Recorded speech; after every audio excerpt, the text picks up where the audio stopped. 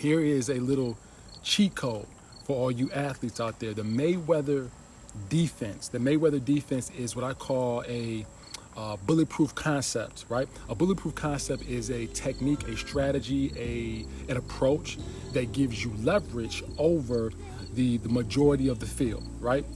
This is especially important as it relates to competition. A lot of times when we think of competition as it relates to individual sports and team sports, we become so caught up in wanting to beat, annihilate, destroy, dominate, and embarrass our competition. We take the focus off of strategy. We take the focus off of a game plan, and we get so caught up in beating our opponent, it opens us up to getting beat. Think about a lot of the interviews you hear during the post game. That person who was the star of the show might say, man, we had a game plan, we were disciplined, we stuck to our strategy. You know, when things went left, we stayed the course, and because of that, we won.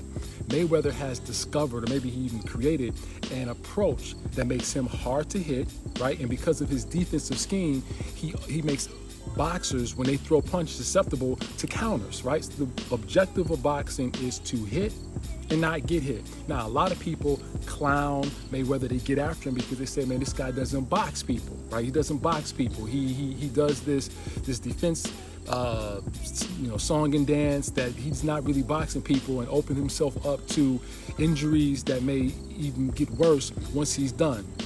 If you've discovered a process that makes your competition vulnerable, you be a fool to focus in on the outside noise. You be a fool to open yourself up to unnecessary injuries, damage, right? That could compromise you in the now and in the future.